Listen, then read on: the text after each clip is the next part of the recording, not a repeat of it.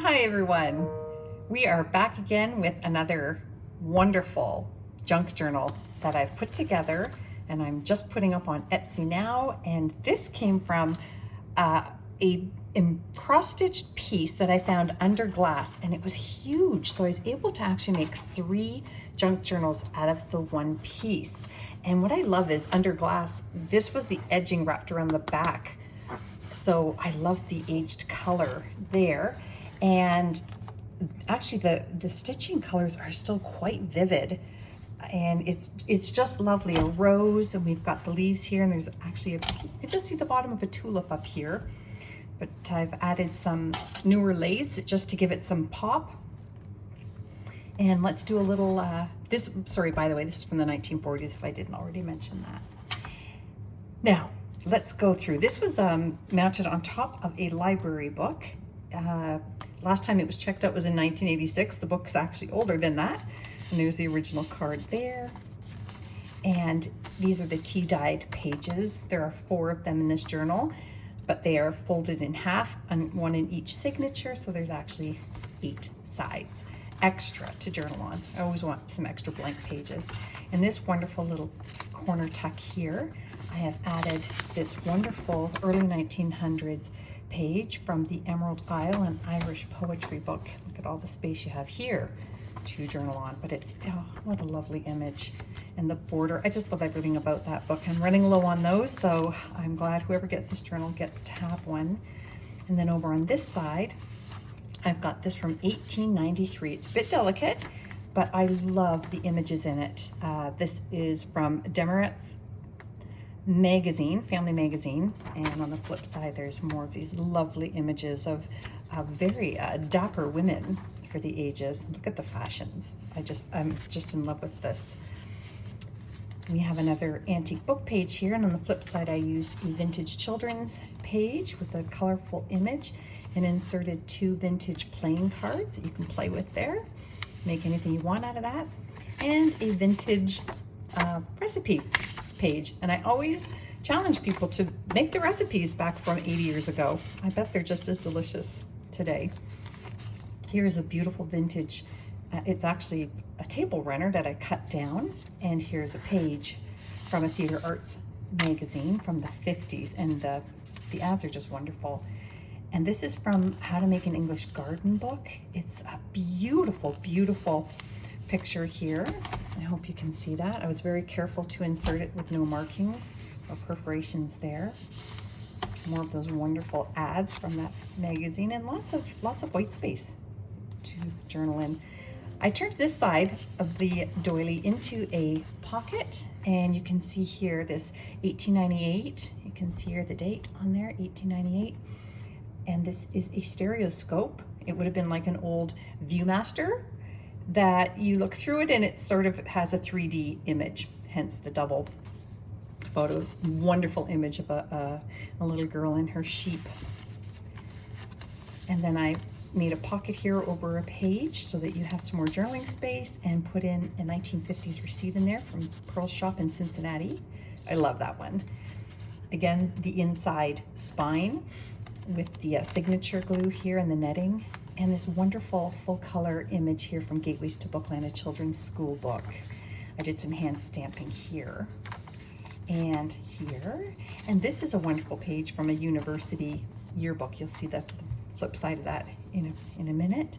I made this little tag here for journaling on out of an antique book page. And even this is from an antique book page. And that is old masking tape that I found holding this into the frame. So even that I found beautiful.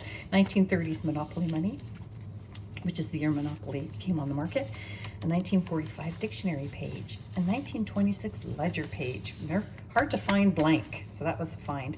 And here is from the 1902 Currier and Ives plates book. Look at this wonderful Sarah Bernhardt plate here on this side. It is just stunning and kind of rare. It's a little bit of value added. And then on both the other sides, you can see these wonderful boat and sailboat images. Here is a lovely French postcard Isn't that beautiful?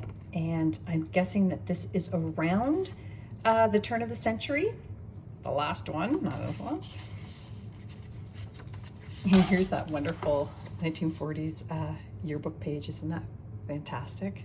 I love, again, all the skirts and the plaid, and I love it. Okay, more hand stamping here on my tea-dyed pages, and here is a wonderful September 30th, 1926 ledger entry page that was penciled in. Some writing here. I hate parting with them, but it's time. And then I found this wonderful receipt when I was in Nova Scotia from December 1933 from a grocer. Isn't that fantastic? And I made this pocket out of an encyclopedia page from the 40s. And this is the back of a receipt book. You would have logged all the receipts you wrote in there. So that's a fun one. You can write on the front and the back of that. And this lovely vintage stamp of the Queen here. Another tag here that I made out of 1930s music sheet. And this is my favorite piece because after I went and found this and put this journal together, I just dropped a whole pile of magazine pages that I had torn out years ago, and this one fell out, I kid you not. And that just really excites me that this is going to live with this journal now. It's almost like they were meant to be. It's not the exact image, but oh my gosh, it is very similar. So they get to live together forever, and that makes me really happy. Over on this page, another antique book page. This page is actually from the book Flint and Feather by an Indigenous author from the 40s. And back here I've put a 1950s bingo card. It's got a lot of wear, but that's okay. You can still use it. To me, the more aged, the more loved. And here is another 1926 ledger page that's blank. And I made the pocket out of another kind of children's book. It's a lovely mushroom and a little girl. I think it's Alice in Wonderland, I want to say. And how about this from a 1950s cookbook? A full page spread there on cupcakes. I gotta tell you, not the most appetizing photography from that era, but I love it. So I put the whole thing in there, and there's your recipe on the back. Another little tag here. I've got a removable bangle here for you. I made this out of a vintage book. There's some vintage stamps in here in a nice glossy vintage envelope. And I made this bookmark out of an old painting that is actually the cover of another journal you'll see on my Etsy page. And I made that into a bookmark, and that's very old. Another just pull out ledger page here on a vintage map. And here is another page, wonderful image out of a children's book. And up here, I just slipped in a nice little journaling page for you, folded like an envelope. There's the flip side of that wonderful ledger. And just some little clusters. The Magic Garden page, which I didn't need to add anything to because they already provided this beautiful imagery on both sides. And this wonderful hard page from A Christmas Carol. And look at this wonderful 1968 photograph. Isn't that great? Of the rocks and the seaside. A little bit of cluster here. This is from a French book page, vintage book, and it's got somebody's writing there, which I love. Another one of Pearl Shop's receipts here, and a blank journaling page. Very old, rather brittle, but you know what? If it tears, just tuck it right back in and don't sweat it. Old paper sometimes tears. There's that 1930s music sheet. And this came out of a vintage bird book, and it's the sketch.